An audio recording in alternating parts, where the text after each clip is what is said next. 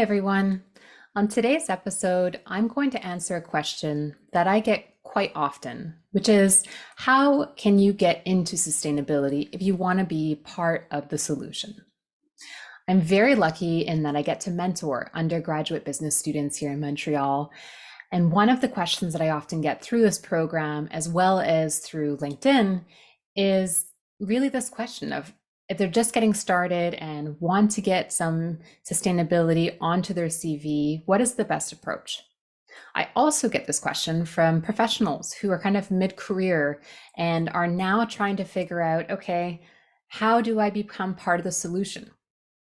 I would say there's two different approaches to this, and it's the same two approaches that you would have for any career change, which is building up your education and building up your experience. On the first side, on education, there's obviously the classic formal education that you can pursue.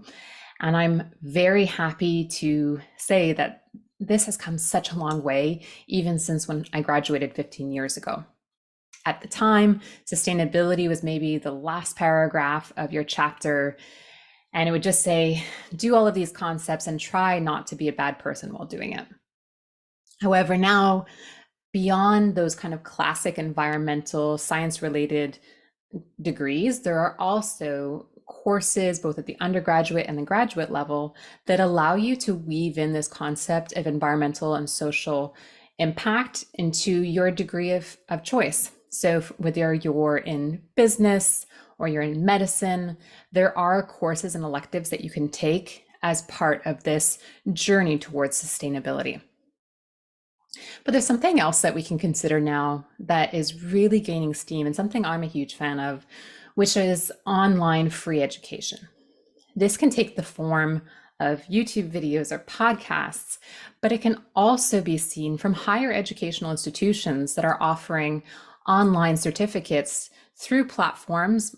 One that I'm a fan of, which is called edX, and I'll link down in the notes, really allows you to get a bit of experience through this studying and education and courses, and you'll have real tests and homework to make sure you're digesting it. But it allows you to gain access to this information that you might not already have. This democratization of education allows so many more people to get involved with sustainability, whether they have limited resources financially or limited resources in terms of time, because they're also trying to work full time or complete their studies. So you can take these additional courses at your convenience to get that additional experience to get you into sustainability. So that really deals with the education piece. On the other side, you have experience. So this is always a chicken and the egg. You're applying for a job that asks you for experience, but then you need the job to get the experience. So how can you get access and exposure to those sustainability opportunities in your own way? So I'd say there are two different angles here as well. The first would be to volunteer. I was working full-time in marketing and communications, and I knew that I wanted to get more into the ESG or the sustainability side, and I needed to better understand what that meant, especially here in the Canadian landscape. So I started volunteering for an organization where I started at the committee level and then slowly worked my way up. And then now, I think 6 or 7 years later, I'm now on actually the board of directors and have been able to gain access to the brilliant minds of those folks working at Sierra Club Canada Foundation, where I'm able to learn from them. And I can also help lend my expertise from a marketing and communication standpoint.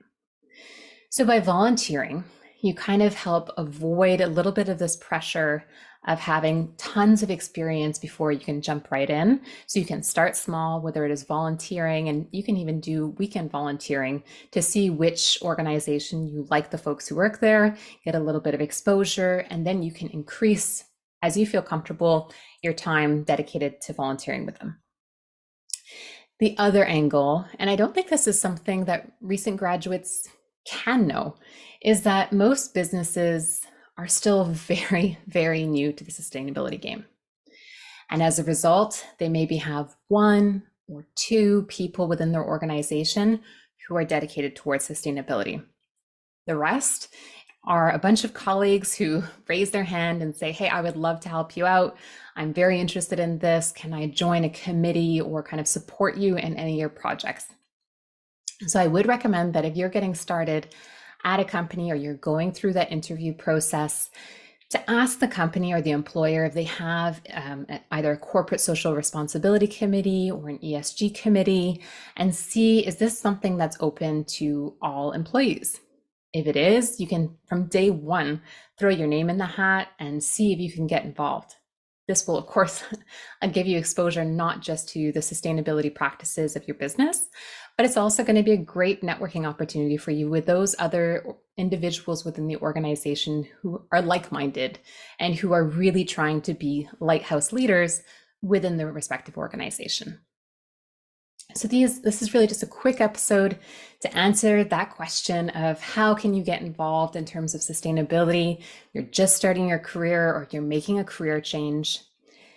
And to those two pieces of educational and experience, I would say the last thing to really keep in mind, and it's something I've tried to keep in mind over the past 15 years, is to know that the area you're going to help the most is by seeing what is your natural skill set.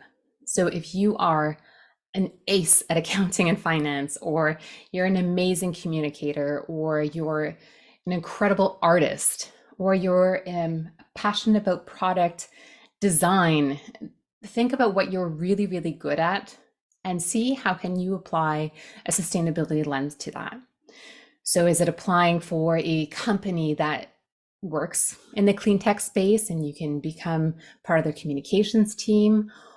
Or is it volunteering and helping close the books for a nonprofit who is trying to do their year-end financials and you can support them in that way? That's really where you're going to have the biggest impact.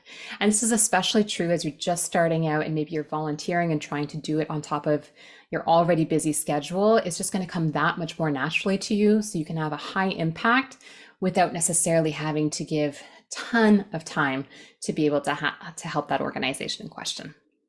So I hope I helped answer that question, whether you're just starting your career or you're looking for a mid-career change in terms of how you can get involved in sustainability. If you do have any other questions, please leave them in the chat below, and I would be happy to get to them on a future episode.